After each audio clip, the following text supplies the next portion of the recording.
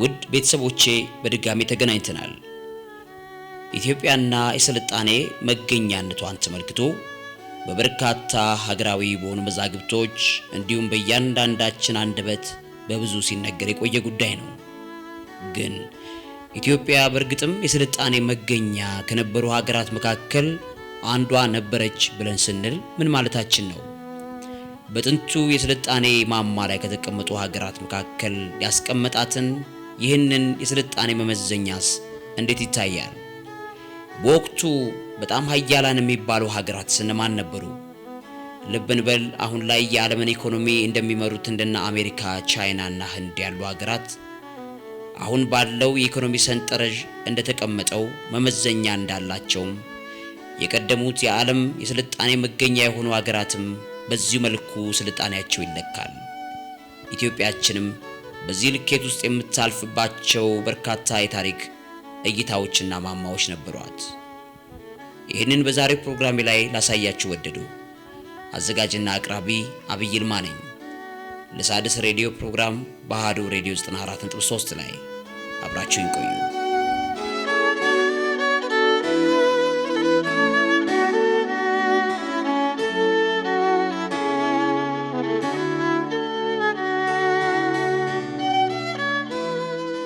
በ1934 እንደ አውሮፓውያኑ ቀመር ከዚህ ዓለም በሞት የተለዩት የታሪክ ተመራማሪ ሰር ዋሌስ ባጅ እንደጻፉት የጥንት የታሪክ ዘጋቢዎች ሁሉ ከአፍሪካ እስከ እስያ ያሉ ቦታዎችን ኢትዮጵያ ብለው ዘግበዋል። ያንንም ስያሜ ይሰጣቸው የነበሩ ጥቁር ህዝቦች አቦርጃንስን ጨምሮ ድራቫዴን የሚባሉ የህንድ ህዝቦችን ጨምሮ ይኖሩ የነበሩበትን የአፍሪካና የደቡብ ህንድ ክፍሎችንም ይዞ ሰፊውን ክፍል ይሸፍን ነበር በማለትም ይናገራሉ። ሆሜር እና ሄሮዶቱስ ደግሞ የሱዳን፣ የግብጽ፣ የአረቢያ፣ የፍልስጤም እንዲሁም የምዕራብ እስያና የህንድ ክፍሎችንም ኢትዮጵያ በሚለው ስም ጠቅልሎ ይጽፈው ይዘግብበትም እንደነበር መዛግብቶችን ደጋግመን እንናገራለን። ከጥንት ጸሐፊዎች መካከል ስትራቦ ይገኝበታል። ስትራቦ ግሪካዊ ጂኦግራፈር ነበር። ከ64 ቅድመ ልደተ ክርስቶስ እስከ ክርስቶስ የተወለደበት 24 ዓመታት በኋላ ድረስ የኖረ ነው። ስትራቦ ስለ ኢትዮጵያ በጻፈው መጽሐፉ ላይ አስገራሚ የስልጣኔ ተጽዕኖቿንም አስፍሯል። ስትራቦኒስ ጂኦግራፊካ በተባለው መጽሐፉ ላይ የኢትዮጵያን ስልጣኔ የወቅቱ የበላይነትን በብዙ መልኩ ገልጾታል። ስትራቦ ግሪካዊ ይሁን እንጂ የተወለደው በአሁኗ የቱርክ አማሲያ ግዛት ውስጥ ከጥቁር ባህር 75 ኪሎ ሜትር ርቀት ላይ ነው። አሁንም ላይ ሐውልቱ ቆሟል። ክርስቶስ በተወለደ ሰዓት ስትራቦ የ64 ዓመት ሰው ነበረ ማለት ነው። እንግዲህ ሰው በጣም ብዙ ሀገራትን በወቅቱ በእግሩ ተጉዞ እንዲሁም በተለያዩ የትራንስፖርት አማራጮች ሄዶ ጎብኝቷል። ስለ ጎበኘባቸውም ሀገራት በእጅጉ ዘግቧል። ግብጽ፣ ታናሿን እስያ በሮም ቆይታም እንዳደረገም ጭምር በጂኦግራፊያ መጽሐፉ ላይ ገልጾታል። በኩሽ ምድሮች በተለይም ደግሞ ኢትዮጵያንም እንደጎበኘ በመጽሐፉ ላይ ተናግሯል። ስትራቦ የጻፈውም ሆነ የዓለም ካርታውንም የዘረጋው ባያቸው ሀገራት በጎበኛቸው የዓለም ክፍሎች መሰረት አድርጎ ነው።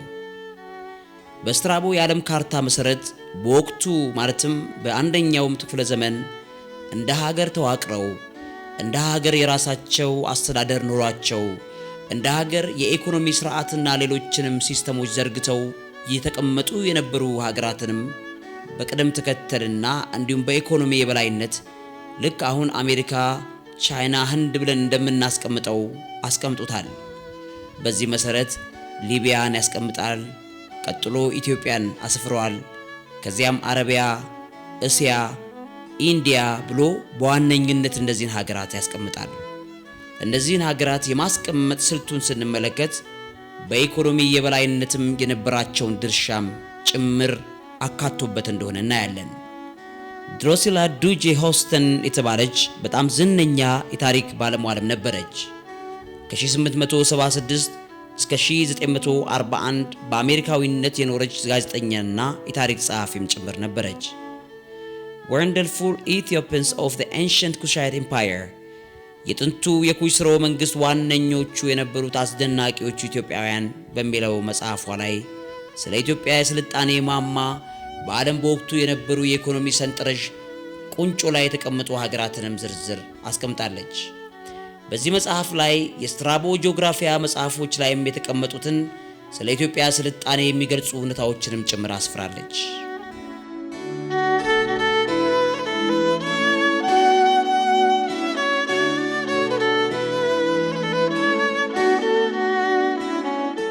ሌላው ዝነኛ አውስትራሊያዊ አርኪኦሎጂስትና ፊሎሎጂስት ወይም የቋንቋ ምሁር ተመራማሪ እስካሁንም የታሪክ ባለሙያዎች ላይ ተጽዕኖ የፈጠረ ሲቪላይዜሽን ወይም ስልጣኔን የተመለከተ የመስፈርት ዝርዝርን በማውጣት የታወቀ ሰው ይገኝበታል። በወቅቱ የነበሩ የዓለም ሀገራት የስልጣኔ ማማ ላይ የነበሩትን በመስፈርት ደረጃ ለማሳየት የሚያስችል ዝርዝሩን ስናይ ኢትዮጵያን ከዚህ አንጻር እንለካታለን። በወቅቱ የዓለም ዝነኛ ወይም የኢኮኖሚ ማማ ላይ የነበሩ ሀገራት የትላልቅ ከተማ ስፍራዎችን የተስፋፋባቸው፣ በተለያዩ የሥራ ዘርፎች ላይ የሙሉ ጊዜ ሠራተኞችን የሥራ ጊዜ የፈጠሩ፣ ለገዢዎቻቸውና ለአማልክቶቻቸው መባ፣ መስዋዕት፣ ግብር ወዘተርፈ ከትርፍ ላይ የማካፈል ባህል የነበራቸው፣ የሐውልትና ምስል ቀረጻ ወይም አርኪቴክቸራል ወይም የሥነ ሕንፃ ጥበባዊ ባህሎችን የዳበሩባቸው፣ የሚመሩ አካላትና የሚመሩ የህብረተሰብ ክፍሎች ተለያይተው መቀመጥና ተያያዥ ኃይል ፈጠራ፣ መረጃን አዳብሮ የመያዝ ሂደት፣ ትክክለኛ የሆነ እውነታ ያለው ተግባራዊ የሆነ የሳይንስ ዕውቀት፣ የዚህም ዘገባ መዳበር፣ ጥሬ ዕቃዎችን መደበኛ በሆነ መልኩ ከውጭ የማስገባት አይነት የንግድ ብቃት የነበራቸው፣ የማህበረሰብ ክፍሎቹ ከአንዱ ገበሬው ከሎሌው፣ ሎሌው ከገበሬው እንዲመረኮዝ ወይም እንዲረዳዳ የሚያደርግ ስርዓት መኖሩ፣ በመንግስትና ማህበረሰብ ደረጃ የሚመጣ የእምነትና ርዕዮተ ዓለም አመለካከቶች መዳበር፣ በዘላቂነት ወይም በቋሚነት የሚቀጥል መንግስታዊ ስርዓትና አደራጀት መዳበር የመሳሰሉ የስልጣኔ መነሻዎች ሆነው ለዛሬው እድገትና ስልጣኔ ግብዓት ሆነዋል። በአጠቃላይ ሲታይ በወቅቱ የነበረው ስልጣኔ የሰው ልጅ በማህበረሰብ ውስጥ የተሻለና የላቀ አእምሯዊ፣ ባህላዊና ቁሳዊ እድገቶች ላይ መሰረት ያደረገ እንደሆነ እናያለን። ከነዚህና መሰል መስፈርቶች የተነሳ ነው እንግዲህ ሀገራችን ኢትዮጵያ የቀደምት ስልጣኔ መገኛ ነበረች ብለን በልኬት የምናያት።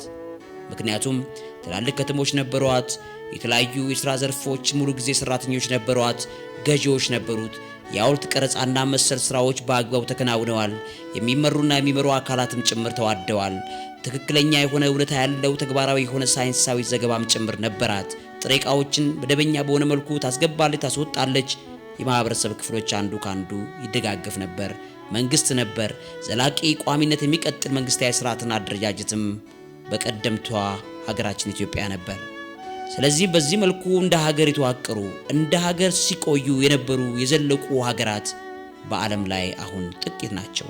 የሜሶፖታሚያ እድገቶች ኢራቅ፣ ኢራን አካባቢ ያሉ ሀገራትን ጨምሮ እነ ግሪክ፣ እነ ሶሪያ፣ እነ ግብፅ፣ ኢትዮጵያ፣ ሊቢያ፣ ህንድ፣ ቻይና፣ ሌሎችም ጥቂት የሚባሉ ሀገራት በዓለም ጥንታዊነትን ይዘው እስካሁንም ድረስ ዘልቀዋል።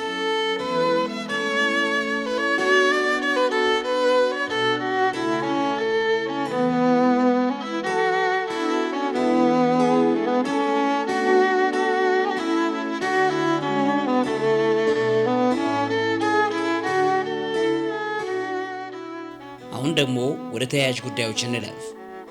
ኢትዮጵያ የመጀመሪያዋ እንደ ሀገር የተዋቀረች ምድር ናት ብለን በድፍረት ነው ወይ የምንናገረው የሚለውን እናስቀድም።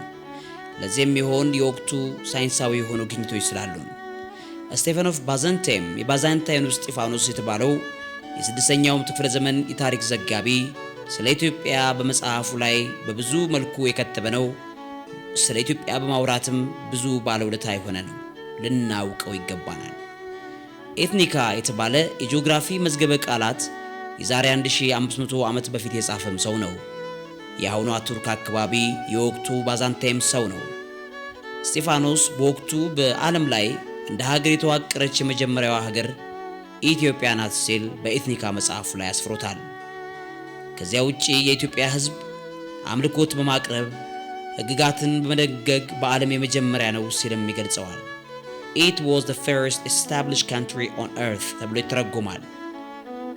እስቲ በወቅቱ ከነበሩ ጥንታዊ የተባሉ ሀገራት ጥንተ ታሪካቸው ከኢትዮጵያ ጋር እናነጻጽር። ጥንት ሱሜራውያን ህዝቦች በአሁኑ የደቡብ ኢራቅ በጢግሮስና በኤፍራጥስ ወንዞች ሜሶፖታሚያ የምንለው አካባቢ ከክርስቶስ መወለድ 4000 ዓመታት በፊት የነበሩ ናቸው። በተለይም በጽሑፍ ቀረጻ፣ በከተሞች ስያሜን በመስጠት በጣም የላቀ ስልጣኔ የነበራቸው፣ በንግድ ስርዓት እንደ ሸክላ ሽመና ስራዎች የታወቁም ነበሩ ሲል ድራጀን ሃምብሊን በ1987 በጻፉ መጽሐፉ ላይ ገልጾታል። ይሁን እንጂ ይህ አካባቢ በቅድመ ታሪክ ሰዓት የተመዘገበ ታሪክ የለውም። ኢትዮጵያ ግን የቅድመ ታሪክ ዘገባዋ ብዙ ዓመታትን እንደሚወስድ ዋይት.ቲ.ዲ. ሪቻርድ፣ ጂ.ዲ. ክለርክ ሆስተን የተባሉ ጸሐፊዎች በ2003 በጻፉት ፕሌስቶሴን ኢትዮጵያ በተባለው መጽሐፋቸው ከገጽ 742 እስከ ገጽ 747 ላይ አስፍረውታል። ከነዚህ ሀገራት የቀደመ ታሪክ ነበራት በማለት ይናገራሉ። ሌላኛው ከጥንት የስልጣኔ ማማ ላይ ከነበሩ ስፍራዎች መካከል የባቢሎን ስፍራዎች ይገኙበታል። ባቢሎን ስትነሳ የንጉሥ ናቡከደነጾር ሁለተኛ ከክርስቶስ 604 እስከ 562 ዓመታት በፊት የነበረ ሰው መነሳቱ የግዴታ ነው። ባቢሎናውያን አስገራሚ ስልጣኔ ጣሪያ ላይ ደርሰው እንደነበረ ይታወቃል። ሁሙራቢ የሚባል የሕግ ስርዓትና በርካታ ስልጣኔም ነበራቸው። የነ.ቲ.ዲ. ሪቻርድ መጽሐፍት ግን እንደሚለው የእነዚህ ሰዎች የሁሙራቢና መሰል የግጋት ስልጣኔ ከቀደሙት ኢትዮጵያውያን የተኮረጀ ነው በማለት ያስቀምጡታል። ሌላ ጥንት ከነበሩ ህዝቦች መካከል አሦራውያን ይገኙበታል። ሌሎቹ ደግሞ የይሁዳ ምድሮች፣ የፋርስ መንግስታት፣ የሊባኖስ አካባቢዎች፣ የግብጽ ስልጣኔ፣ የሶሪያ፣ የአናቶሊያ፣ ግሪክ መሰል ጥንታዊ የሆነ እድገትና ስልጣኔ የነበራቸው ምድሮችም ለምሳሌነት ይነሳሉ። ከነዚህ ሁሉ ምድሮች በፊት ግን ኢትዮጵያ የቀደመ ስልጣኔ ነበራት። እነዚህ ምድሮች እንደ ሀገር ከመዋቀራቸው በፊት ኢትዮጵያ እንደ ሀገር ነበረች። የራሷ መንግስት ነበራት፣ የራሷ ስርዓት ነበራት፣ የራሷ የህዝብ አደረጃጀትም ነበራት። ስለዚህም በርካታ የሆኑ ስርዓቶች ከኢትዮጵያ ተወስደዋል። የተወሰዱትም የተኮረጁትም ነገሮች የነዚህ እድገቶች ሁሉ መገኛ የሆነች ኢትዮጵያ ለመሆኗ የሚያመሳክሩ ጥንታዊ መዛግብቶችን ማየት ይቻላል በማለት ቲ.ዲ. ሪቻርድ እና ጂ.ዲ. ክለርክ ሆዌል መጽሐፋቸው ላይ አስፍረውታል። ስለዚህም ኢትዮጵያ የቀደመ ስልጣኔ ነበራት፣ ከነዚህ ሀገራት የላቀና የተሻገረ የስልጣኔ ማማ ነበረች ብለን ስንል ወደ ነሐስ ዘመን ሄደን እንድናይ ያስችለናል ማለት ነው። አሁንም አብራችሁ ይቆዩ። አብይ ይልማ ነኝ።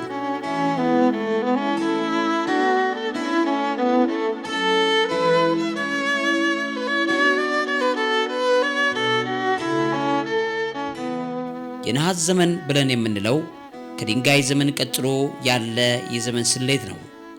የነሐስ ዘመን ከክርስቶስ መወለድ 3300 ዓመታት እስከ 1200 ዓመታት በፊት የነበረ ጊዜ ማለት ነው።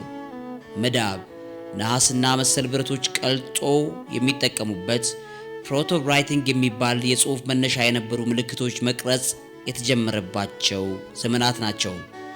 በድንጋይ ዘመን ወቅት ብዙም የመንግስታት መዋቅር፣ ህዝቦች በመንግስት ስር የመደራጀት ሀገር የመመስረት አይነት እርምጃ አይታይም ነበር። እንደዛ ቢሆን ኖሮ እንኳ ኢትዮጵያ የቀደመ ታሪክ ሪከርድ አላት። ክርስቲያን ጀርግሰን ቶምሰን የአርኪኦሎጂ ቴክኒክና ዘዴዎችን አጥንቶ ያደራጀ ጥንት ዘመንን የመረመረ የዴንማርክ ሳይንቲስት ነው። የጥንት ዘመናትን በድንጋይ ዘመን፣ በናስ ዘመንና በብረት ዘመን የከፋፈለው እርሱ ነው። ቶምሰን እንዳሰፈረው ከሆነ በርካታ ህዝቦች ተበታትነው የነበሩ የጥንት ህዝቦች በነሐስ ዘመን ነው መደራጀት የጀመሩት ይላል። ነሐስ ሻጭ ገዢ፣ አቅላጭ ተጠቃሚ፣ ሀብታም ደሃ ወዘተርፈ መከሰስ ሲጀምር መንግስታት መዋቀር ጀመሩ። የድንጋይ ጊዜ ደግሞ የተፈጥሮ ቀጥታ ድንጋይን ወስዶ ቀጥቅጦ የራሱን ፍላጎት የመስራት፣ ጦር ከፈለገ ጦር፣ ሌላም ከፈለገ ሌላ ነገር የማደራጀት ቀጥታ የግለሰብ ስራ ስለሆነ አንዱ ለአንዱ የመግዛት የመሸጥ ጉዳይ ብዙም አይስተዋልም። ግን በነሐስ ዘመን ነሐስን ፈልጎ የሚያገኝ አለ፣ የሚሸጠው አለ፣ ነሐስን መልሶ ገዝቶ የሚያቀልጠው አለ፣ ጦር የሚሰራ አለ፣ የሚሸጥ አለ። እንዲህ እያለ ሀብታም ይፈጠራል።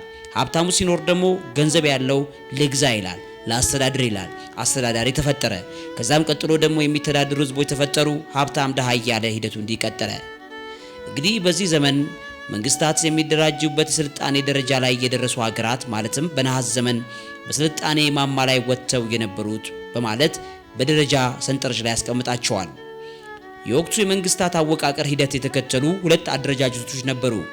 አንደኛው ቀደምት መንግስታት ማለትም ፕራይመሪ ስቴት የሚባሉትና ሌላኛው ደግሞ ሁለተኛ ደረጃ ላይ ተዋቀሩ ወይም ሰከንደሪ ስቴትስ ኦፍ ብሮንዝ ኤጅ ይለዋል። በቀደምት መንግስትነት ማለትም በፕራይመሪ ስቴት ቀድመው በመንግስት ደረጃ የተዋቀሩ ሀገራትን ቶምሰን በሰንጠረዥ ደረጃ ያስቀምጣቸዋል። አንደኛው ሀገር ኢትዮጵያ ናት። ክርስቶስ ከመወለዱ 5000 ዓመታት ቀደም ብላ እንደ ሀገር ተዋቅራለች ይለዋል። ቀጥሎ ሜሶፖታሚያ ከክርስቶስ 3700 ዓመታት በፊት፣ ግብጽ ከክርስቶስ 3300 ዓመታት በፊት፣ የኢንዱስ ሸለቆች ከክርስቶስ 2500 ዓመታት በፊት፣ ህንድ ከ1700 ዓመት በፊት፣ ቻይና ከ1600 ዓመታት በፊት።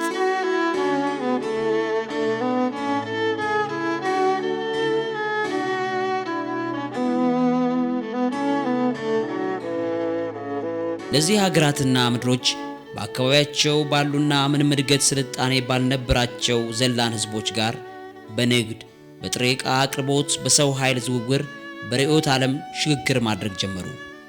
ከነሱ ደግሞ ስልጣኔን መኮረጅ የጀመሩ ሌሎች ሀገራት መነሳት ጀመሩ። በሁለተኛ ደረጃ ላይ የተነሱ እነዚህ መንግስታት ሁለተኛ ደረጃ ላይ ተዋቀሩ፣ ማለትም ሰከንደሪ ስቴትስ ኦፍ ብሮንዝ ኤጅ የሚባሉት ናቸው። ታናሹ እስያ አካባቢ ያሉ የአሁኑ ቱርክና ሶሪያ፣ ሊባኖስ አካባቢ፣ በእነዚህም ስፍራዎች የነበረችው አናቶሊያ የምትባል ስርወ መንግስት ነበረች። በዚች ውስጥ የተነሳው ሃይታይተስ የተባለ ወይም ሃይታይተስ ስርወ መንግስት ከ1600 ቅድመ ልደተ ክርስቶስ እስከ 1178 ድረስ ዘልቋል። ቀጥሎ በሁለተኛ ደረጃ እንደ መንግስት የተዋቀሩ ሀገራት መካከል ግሪክ ትገኝበታለች። ጥንታዊቷ ግሪክ ጥንታዊ ስፍራ የነበረችውም የኤጂያን ባህር ድንበርተኛ ከተሞቿም ጭምር መዋቀር ጀመሩ። ሌላው የሰሜን ሱዳን አካባቢ በአንድ ወቅት የኢትዮጵያ ቅኝ ግዛት የነበረውም ስፍራ ኢትዮጵያ ከነበረችበት እድገት ከፕራይመሪ ስቴት ኮርጃ የራሷን መንግስት በማደራጀት የኑቢያ ሙሜሮኢ ግዛቶችና ከተሞችን ማዋቀር ጀምራለች። ሌሎችም የሚጠቀሱ ሀገራትም አሉ።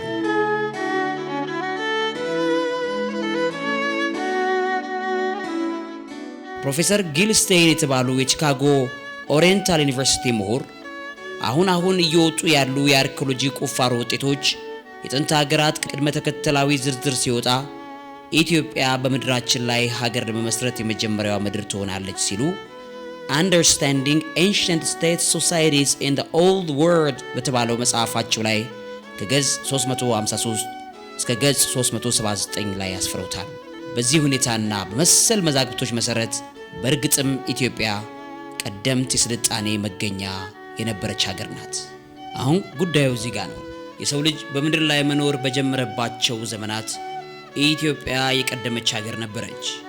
አሁንም ታሪክ ወደ ኋላ ይመጣል። በመጨረሻዎቹ የዓለማችን ዘመናት ኢትዮጵያ በዓለም ቁንጮ ላይ ትቀመጣለች። አዘጋጅና አቅራቢ አብይ ይልማ። ሰናይ ቆይታ እንዲሆን ቤተሰቦቼ ጋበዝኳችሁ።